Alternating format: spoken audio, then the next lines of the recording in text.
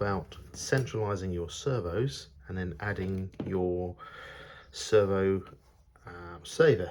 Now we're going to get this ready for the both servos, so just set up my systems. I've plugged everything in, battery pack for our power, our electronic speed controller that we're going to be using for the moment, our receiver and our transmitter, and of course, so we plug in our steering servo into channel 1, and the throttle ESC goes into channel 2, and we just need to basically centralize the servos. These are those 25 kilogram DS servos, quite powerful. So that's the first one centralized,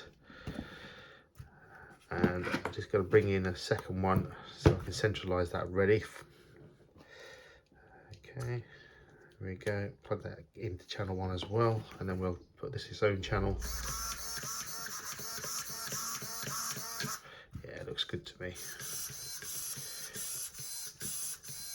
Wonderful. Right, now we're zeroized. Wonderful. Okay, so we can turn off our power to our system. So there we go. So now we're off. Turn off our transmitter now. We now have our servos. They're zeroized, and we're ready to start doing the servo saver. So we need to do our first servo. Let's do this now for you. So we have our components. So we have our BA7, which is a 3x10mm machine screw. We have our BA20, which is ball connector. We'll also have our Q parts. So this guy here, this is the relevant one to your servo. So it's either Q1 or Q3. So mine's relevant to the servo. You have your BB10s. These are the servo saver spring rings. These are 2 of those. They're the small ones, they call them, although they're only just smaller than the BB11. So you need one of those, which is a different colour just to help you. You also have your Q4 part, which is the end cap for the servo saver, and the actual servo saver arm, which is Q5. And we got to put this together on our servo, which has been neutralised, and make this all look good.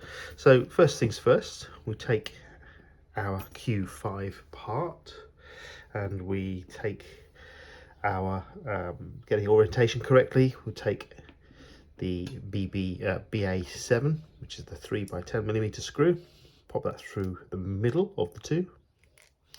A little bit of thread lock because we're putting this ball connector on, and we need to screw tight the ball connector. So let's do that, shall we? There we are, a little bit of thread lock. There we go. So I wanted to do the four-wheel steering option on this. Notice there's only one lot of steering servo savers. So either I have to devise a way of attaching the second servo, it's slightly different, which I probably will, or buy a new servo saver. And I think, yeah, I'll probably just use what I've got. So anyway, there we go. So there's that bit attached and ready. So we take our relevant piece, either the Q1 or Q3, whichever suits your servo. It's predominantly the Futaba Tamiya one that's labelled up, which will be, I believe, a Q1 in this particular case. Take your springs. So you've got to pop your springs, and there's a little section that they have to go around. Then again, another spring system. I'll go on. Be your best bud. Oh, ouch. Got to have tough hands on this one. There we go. And then your large one.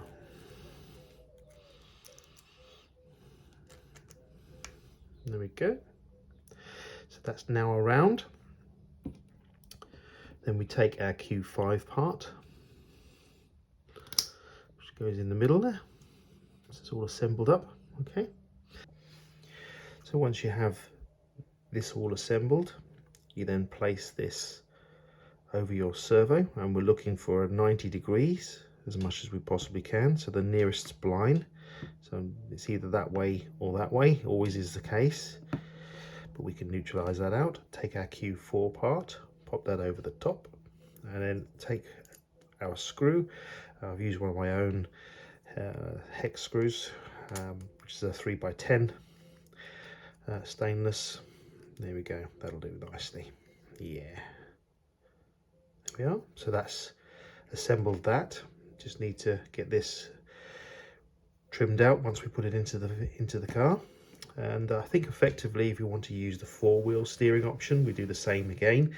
I don't have another servo saver, but I will probably use what I've been given. This is the servo arms, and to be honest with you, these servos are quite strong, so I'm not too real fussed about hammering them and having the servo saver. So yeah, we'll go from there. So that's step 12 completed.